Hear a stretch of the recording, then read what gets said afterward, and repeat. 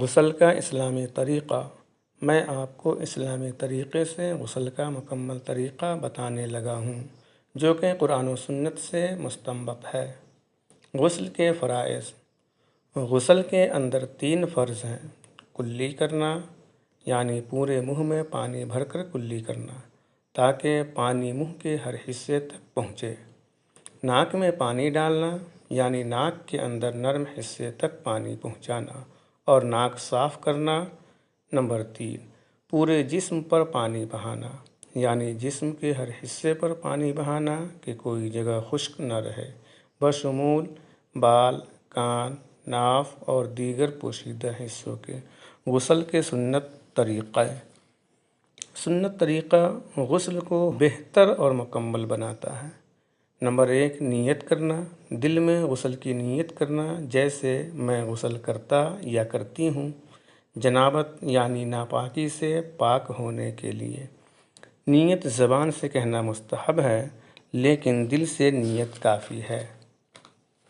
Number 2، بسم اللہ پڑھنا، یعنی غسل شروع کرنے سے پہلے بسم اللہ الرحمن الرحیم پڑھنا۔ دونوں ہاتھ دھونا۔ غسل شروع کرنے سے پہلے دونوں ہاتھ 3 بار دھونا۔ شرمگاہ دھونا، جسم کے ناپاک حصوں خصوصاً شرمگاہ کو اچھی طرح دھونا۔ وضو کرنا، مکمل وضو کرنا، جیسے کہ نماز کے لیے کیا جاتا ہے، یعنی ہاتھ، منہ، ناک، چہرہ، بازو، سر کا مسح اور پاؤں دھونا۔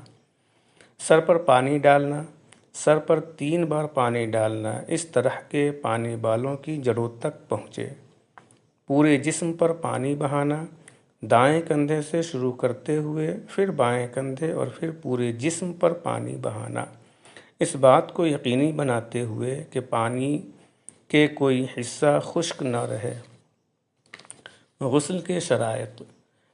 پانی پاک اور صاف ہونا، جسم پر کوئی ایسی چیز نہ ہو جو پانی کو جسم تک پہنچنے سے روکے، جیسے ناخن پالش، موم یا کوئی اور رکاوٹ۔ غسل کی نیت ہونی چاہیے۔ غسل کب واجب ہوتا ہے؟ جنابت کی حالت، مثلاً جماع یا احتلام کے بعد، حیض یا نفاس ختم ہونے کے بعد، میت کو غسل دینا، مسلمان کی وفات کے بعد۔ مستحب غسل۔ کچھ مواقع پر غسل مستحب ہے، جیسے جمعہ کی نماز سے پہلے، عیدین کی نماز سے پہلے، حج یا عمرہ کے لیے احرام باندھنے سے پہلے۔ اہم نکات۔ غسل کے دوران پانی کا ضیاع نہ کرے۔ اگر پانی محدود ہو تو کم سے کم پانی استعمال کرتے ہوئے فرض پورے کریں۔